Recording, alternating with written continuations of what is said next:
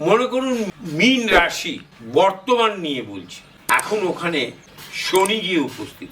লগ্ন মনে করুন আমার তুলা, বুধাদিত্য যোগ আছে কুম্ভের ঘরে, রাহু এবং বৃহস্পতির নক্ষত্রকে মিলিয়ে আছে, বা মঙ্গল এবং বৃহস্পতির নক্ষত্রকে মিলিয়ে আছে। সেখানে এখন বর্তমানে উপস্থিত হয়েছে রাহু। যখনই শনির নক্ষত্রে যাবে না, আর তার যদি বৃহস্পতির নক্ষত্রে জন্ম হয়, অর্থাৎ চন্দ্র যদি বৃহস্পতির নক্ষত্র পেয়ে থাকে, আধ্যাত্মিকতা বোধ আসবেই এবং পড়াশোনা ছেড়ে দিতে পারে। রাহু তাকে পড়াশোনা ছাড়িয়ে দিতে পারে। দশাটা যদি রাহুর চলে, আধ্যাত্মিকতার অনুভূতি তার মধ্যে বিরাটভাবে জন্মগ্রহণ করবে।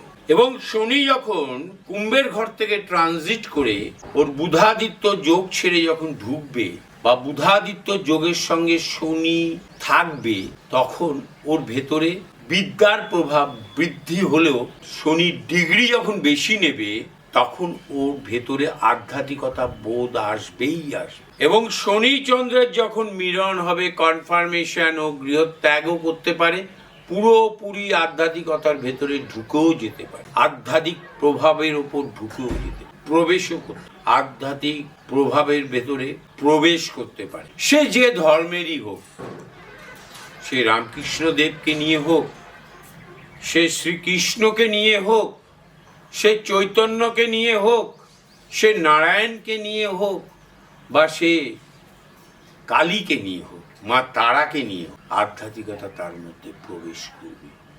শনিচন্দ্রকে অনেকে বিষ যোগ বলে, আমি সেটাকে বিরোধিতা করি। ওটা কোনো বিষ যোগ নয়, ওটা ওই যে যোগটা ইন্ডিকেট করে এই ব্যক্তি ধর্মের দিকে মনোনিবেশ করবে। কখন করবে? ট্রানজিটের শনি যখন ওখানে গিয়ে উপস্থিত। এটা একটা বড় যোগ। পৃথিবীতে সন্ন্যাসী যে হয়, সে এই যোগ নিয়েই জন্মগ্রহণ করে, চন্দ্র শনি একসাথে থাকে। এবং ট্রানজিটে গিয়ে যখন শনি ওখানে উপস্থিত হবে, যোগটা আরো মারাত্মক হয়, গৃহত্যাগী হয়। সবাই যে গৃহত্যাগী হবে, পরিবেশ চাই। দুটো মা পাশাপাশি বিছানায় দুটো পুরুষ সন্তানকে জন্মদান করেছে, একজন বিরাট ইঞ্জিনিয়ার হয়েছে আর একজন গুন্ডা মাস্তান হয়েছে। দুজনেরই বুধ, দুজনেরই শনি, দুজনেরই বৃহস্পতি, দুজনেরই রাহু ভালো কাজ করেছে, এবং রবিও এ অশুভ প্রভাবে কাজ করেছে। ওর পরিবেশ অশুভ স্থানের বেড়ে উঠেছে,